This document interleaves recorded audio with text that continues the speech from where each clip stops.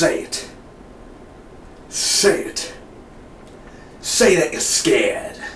I will not. How's it going, everyone? Daniel Rodriguez here, aka Big D. It's time to review another movie. This time is the latest movie to be directed by Ron Howard and stars Chris Hemsworth, Cillian Murphy, Tom Holland, aka the new Spider-Man. Also has Chris Hemsworth, like I said, Thor. Oh, give me a challenge, Thor. Another. So you have Thor and Spider-Man in a movie about Moby Dick. I literally laughed at the theater when it said Moby Dick when I first saw the trailer because it says Dick. I was like, ah! I literally laughed out loud, and it was so childish, but I had to. Yeah, I had to. Either way, I've been looking forward to this movie, man. I was very disappointed that it got postponed back. Was it late February? Because it was originally supposed to come out March 2015, then it got postponed. Because Ron Howard, I believe, wanted it to be near Oscar season, so we made it come out in December, and I had to wait so long for this movie, and it's finally out. And well, I'm about to tell you what I thought about it, man, honestly. So here we go. This is a non-spoiler review. I'm not going to spoil nothing for you guys. I'm just going to give you the pros, give you the cons, tell you whether or not you should go check out this movie. So thanks again for joining. Hopefully you guys are going to stick around. Let's get right to it. So here is my non-spoiler review for a new Ron Howard movie, estimated budget to be $100 million. Here is my non-spoiler review for In the Heart of the Sea.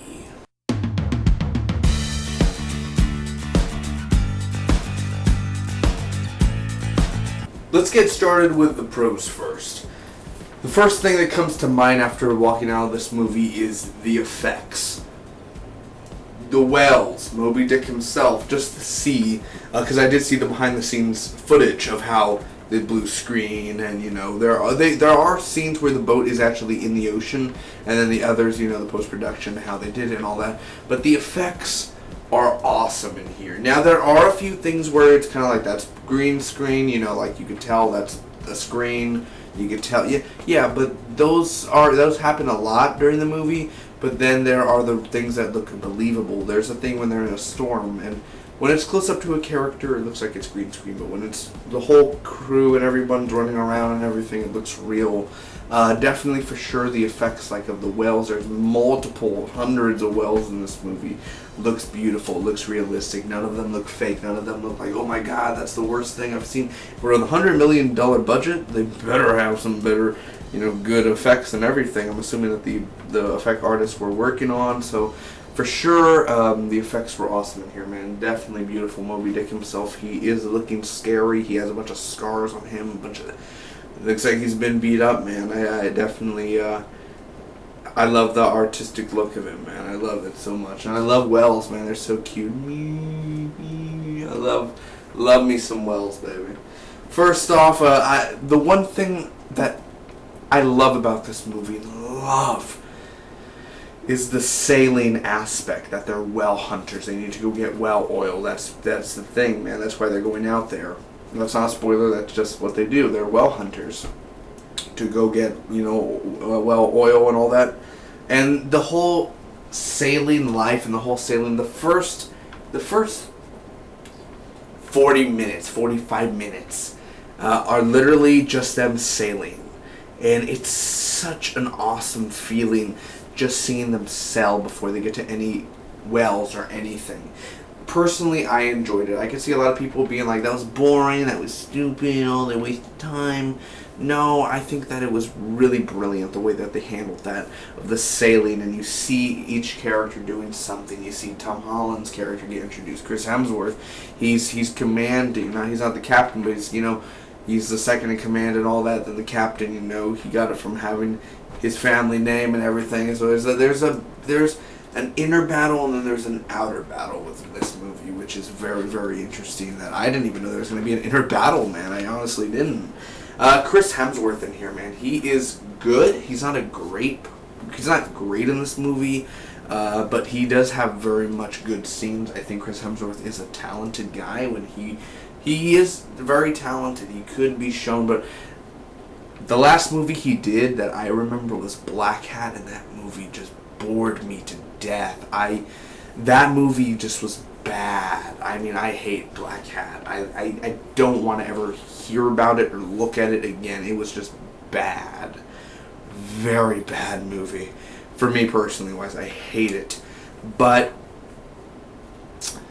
Chris Hemsworth, though, he is very interesting. He's a very interesting guy. Man, there is a con with him, I'll tell you in a little bit. But Chris Hemsworth, in here, just seeing him, he is a believable character as is Owens, Mr. Owens, man. He is, you see him as a sailor. It's viable. It's not like he's a sexy hacker. He's actually a salesman. He's a whale hunter, man. It's believable. And he fits the role so well. And he gets skinny, and he has commitment in this movie, man. Literally, he gets a lot of skinny.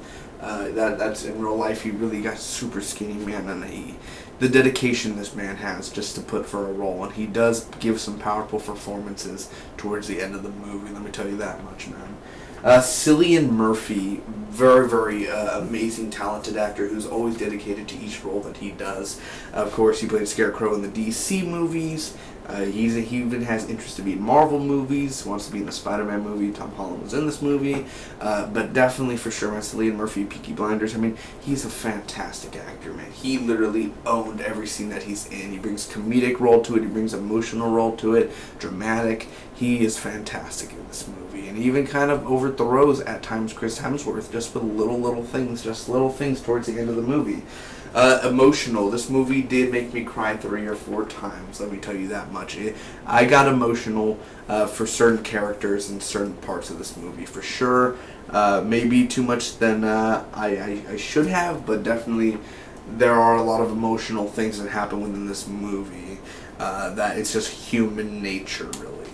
Very intense movie. You know, the last time I really saw something so intense was like really this type of survival intense, because you know, this whole movie's not just about Moby Dick. It's about survival, literally surviving out at sea type of thing. And that's a movie that I was surprised did it was Unbroken with Angelina Jolie when she directed it back December 2014, which is a year later. Man, you have this movie which is kind of like the Unbroken of 2015, but it's not World War II and all that. But I just love, man, I love the way how intense it is, man, and how it feels gritty. It feels, you know, survival, and people are going crazy. The cast, you know, all the cast do their own weird thing, and the emotional things they have to do that turns a man crazy, and just to survive. I mean, you know, you got 6 men on a boat. There's no food left. One person dies. What are you gonna do? Throw him overboard, or are you gonna eat him?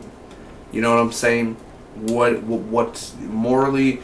We should throw him over. We should bury him. We should wrap his body in wrap or something and throw him over, or should we eat him and survive just a little bit longer?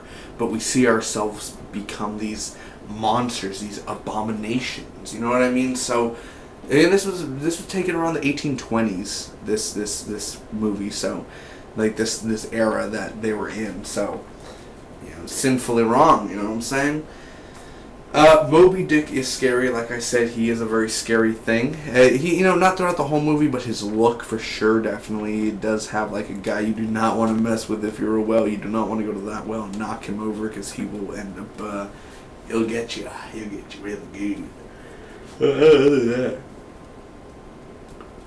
The directing in here, Ron Howard's directing. There are a few close-up shots, and I don't like the shots of the first action scene as well, say. But for the most part, I think the directing, the way that Ron Howard pictured it to go on film, was put pretty well, because there are a few great shots in here, man.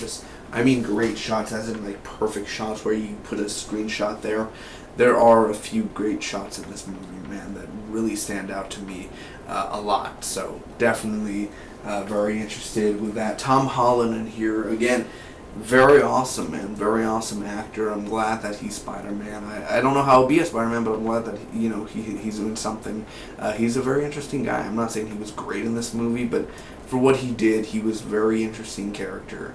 And not annoying, actually, for being a kid, you know what I mean? So he definitely felt right to be a part of this movie. And there is one scene in here that, let's just say, deals with him in a well.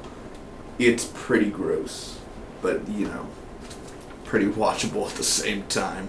You're interested in what's going on, man. You gotta get that fat, so that's what I'll say at that without spoiling. Now, the cons of this movie, man, those were the pros, but the cons.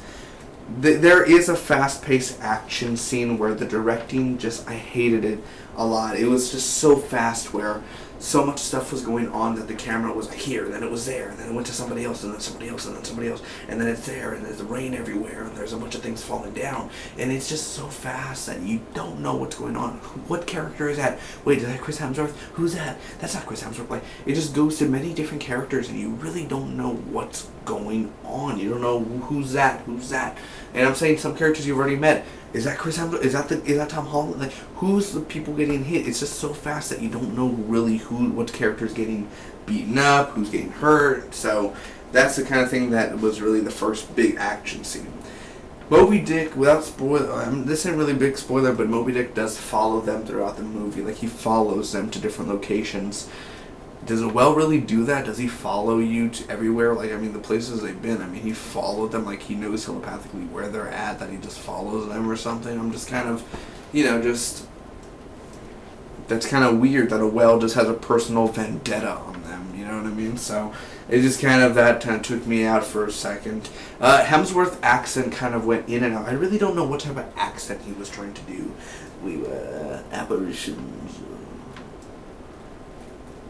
Society, and that wasn't Hemsworth's voice. I'm just saying that was a different character, but just the accent that Hemsworth was trying to do. I heard his American voice, I heard his British voice, or not British, excuse me. I don't know where he's originally located, but you know what I mean. Like, I heard his regular accent, and I heard his American accent. Like, so I heard multiple things, man. I heard his black hat character. I heard, so it's definitely.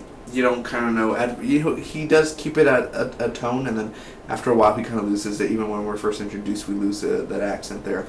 There is some fast-paced things in here where, not the directing, but you feel like the story is kind of rushing, but then most people are complaining of how slow it is, and I did not see how slow it was. I actually enjoyed the pacing until some things were actually fast-forwarded so much within the time and the months, and you're kind of thinking, like, how much do you fast-forward? I felt like a chunk was missing, like maybe one big chunk. So there are parts like that really are missing. Man, I'm gonna have to end up giving this movie In the Heart of the Sea an 8.6 out of a 10, guys. I think it was a really good movie. I saw it in IMAX 3D. It was fun. It was a very fun movie. I didn't hate it, man. I didn't hate it. I didn't think it was good. I didn't think it was good. I think it was a really good type of thing where I didn't expect to really enjoy it. I walked in and I heard that the reviews were really bad. I heard mixed reviews. I heard that it wasn't that good. And I ended up walking out saying this was a really good movie. I'm glad I spent $10 on it. That's me personally. I'm not saying to go spend $10. But definitely for sure, is this movie worth watching? Yes, it is. I think Chris Hemsworth, again, he does play a different character this time. It's not like he's a very interesting character. Cillian Murphy is amazing here as well. Ron Howard does another awesome job at directing. He's not horrible in this. I mean, all the directing in here, the writing, and it's just an emotional core in a survival movie is what makes it amazing. Unless you walk in and you're expecting Moby Dick, he's not in here for that long. I'm just going to tell you right now. He's not going to be in there for like 20 minutes of screen time. Maybe 12 minutes, 11 minutes, maybe less than that of screen time for him. But other character, I mean, the survival, it's a very interesting movie, and I do recommend you guys check it out. Whether you want to see it in theater or not, you could see it in theater, or you could wait for DVD and Blu-ray. That's all that, that's up to you guys, but I recommend both. Theater or Blu-ray, whichever you prefer. Comment down below, let me know what you guys think about this movie, and tell me your thoughts. If you really enjoyed this review, guys, you want to support the channel, make sure to hit that subscribe button. I really would appreciate that, and I'll see you all for the next one. Star Wars The Force Awakens this week. Can you feel it? See y'all later. Spock be with you always.